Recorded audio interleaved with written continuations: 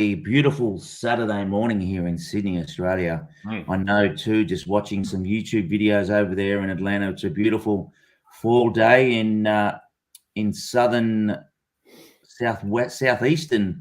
of the US, and it's 3:05 in San Francisco. We've got Jono here. It's our NFL Best Bets Week 6. Good morning, Jono. How are you? Good, mate. All's well. Yeah, beautiful day. Yeah, excellent. It's going to be a great day for all.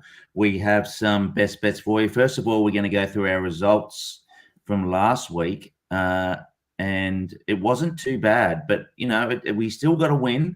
We still made some profits. So we had Baker Mayfield going over just a little bit. Yeah, and that one stung, given that it was probably Christian McCaffrey that helped him get there with a lot of that sort of short pass and Christian McCaffrey doing Christian McCaffrey things. So I don't think it wasn't Baker Mayfield airing that out, and then even getting injured and not finishing the game. That was a brutal one. Yeah, and then Debo, we thought he'd get some more, but it wasn't Debo's day. He had the dropsies, didn't he?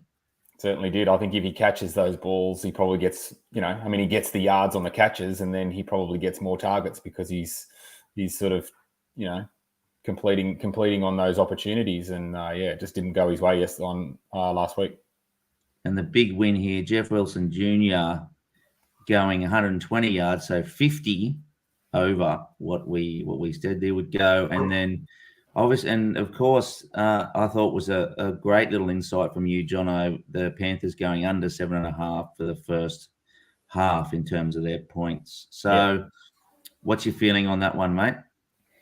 They continue. Jeff Wilson Jr. They continue to disrespect him, and I guess in the betting market, and I think that's a little bit of a light into where I'm looking forward for this week's game against the Falcons. He was ultra impressive, and he sort of continually seems to bite off a big run within those runs. So I think last week's was a 41-yard run. 41 his longest, yes. Yeah, and previous to that, he's kind of taken out big chunks of 25s to 30s runs as well. So it kind of that when they're only asking 70. And he breaks off a run like that, you're not asking for much off the rest of his carries when he's sort of averaging around that 16 to 18 carries a game. So that one's and the unders on the points was held true again. So I think the 49ers moved from 41-6 in the first half to, after winning that one 17-3, they moved to 58-9 in first halves this year. Yeah, so that's looking forward. And I know we haven't gone there this week, but no, I guess I'm kind of shy away from that, and we're probably shying away from that given the fact that the defense is a little bit banged up this week. That's right.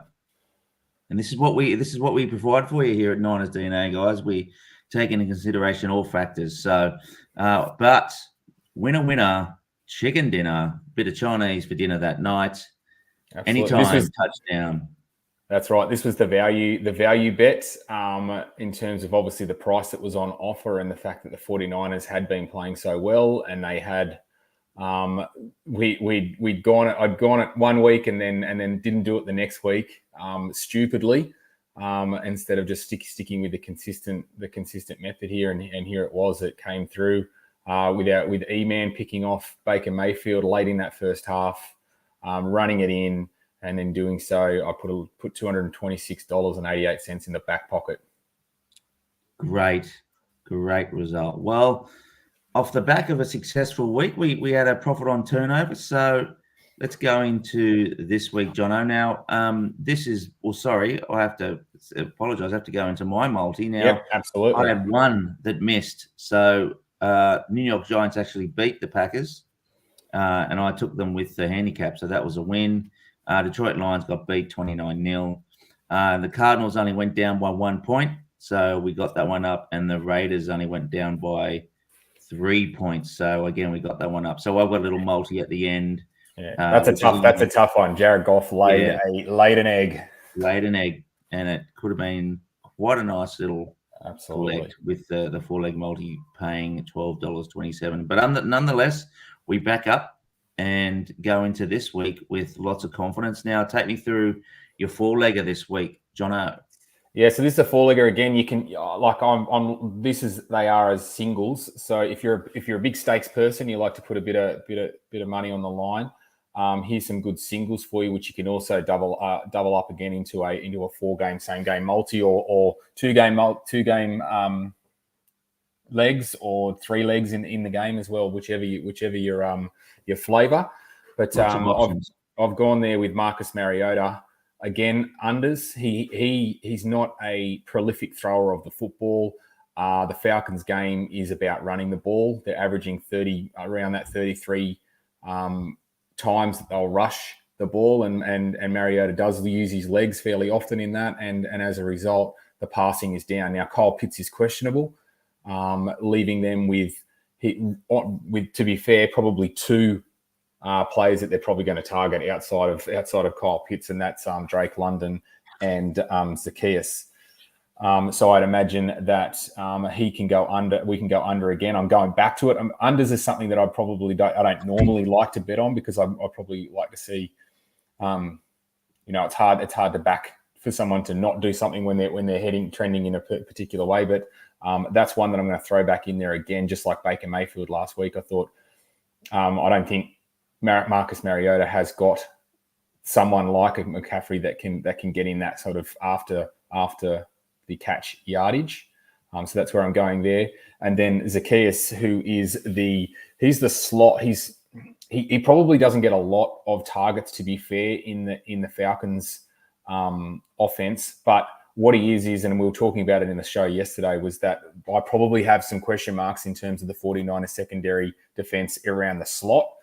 In what are they going to do? What's it going to look like? Because he's a guy that will get those carries in the slot. He's that slot wide receiver for them, and for them asking 27 yards, I think, given that the targets are limited for the Falcons, he's going to be on the end of that. If it's London or him, and if I'm the 49ers, I'm doubling up London. I'm putting all that pressure on Drake London. And that probably opens the window for Zacchaeus, and asking 27, I think, is pretty juicy. George Kittle. Sorry, go.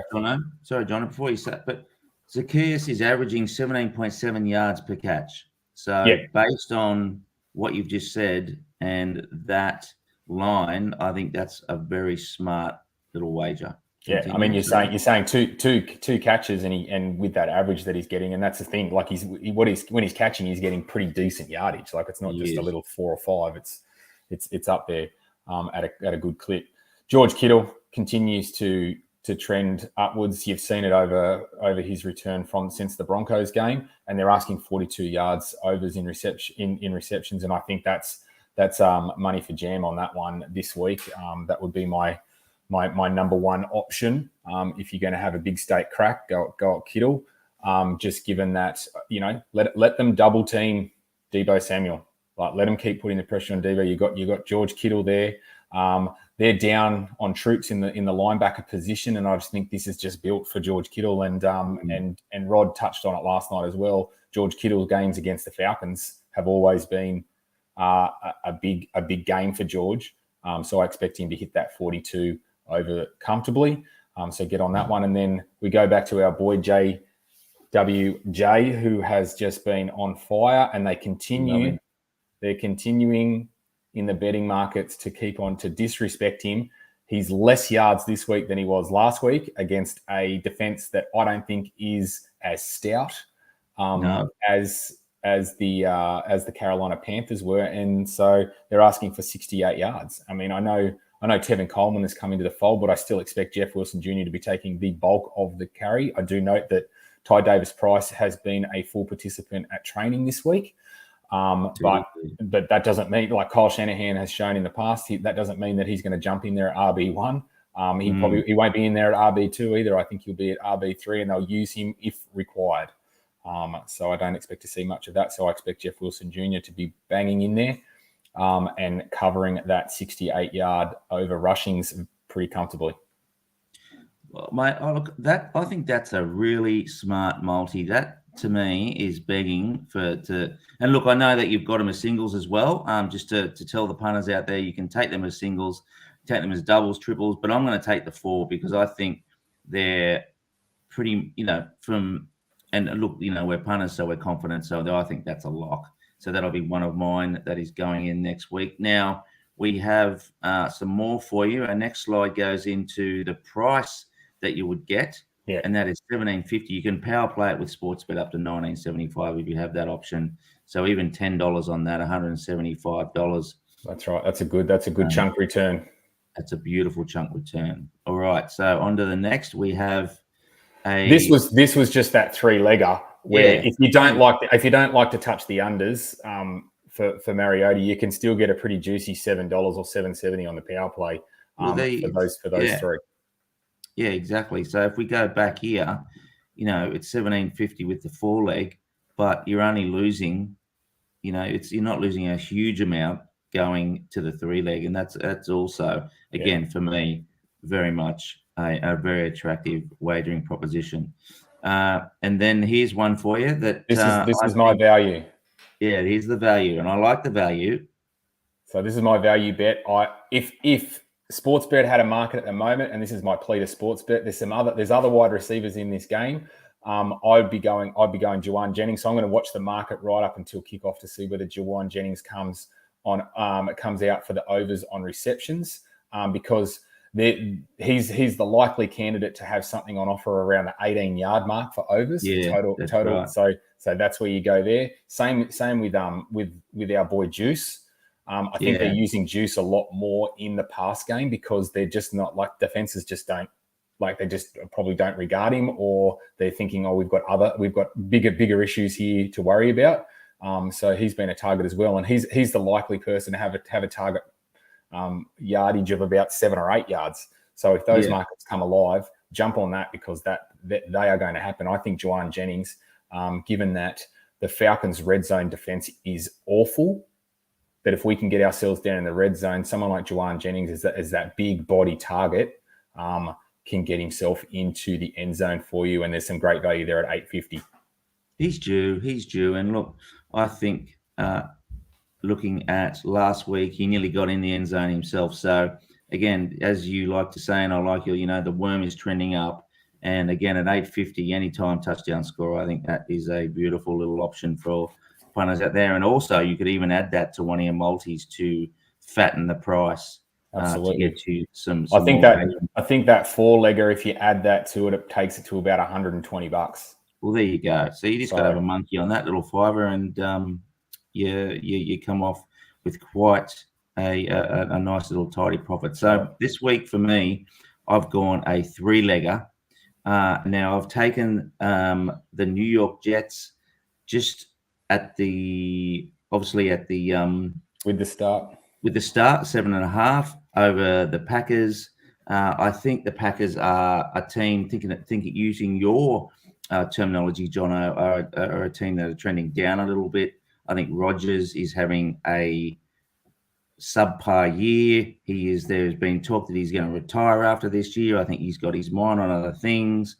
And even though they're at home, the New York Jets coming off a 40-point win, or 40-point to 12 win over the Dolphins, they got their tails up. Salah's happy. Jeff Wilson, the kid Wilson, that his second-year rookie is playing, looks like he could be, without seeing Trey Lance play, could be the QB1 out of the 2021 draft class. So that is mine there, and that's a nice little 186. Yeah, well, the defense isn't playing like anywhere near what I guess people anticipated from Green Bay, and A-Rod is missing Devontae Adams. He just doesn't have the targets that he has. He can't keep leaning on old legs in Randall Cobb. I know Randall, God bless him, but he's a vet, and he's just not getting the job done at the moment. Yeah, smart bet with the start for the Jets. Thanks, mate. Now, this one could be seen as a little bit controversial because they're coming off a big beating, but I think the Dolphins are at a bit of an anomaly team, and I think they can be either rocks or diamonds. They're at home to the Vikings. The Vikings haven't been that strong.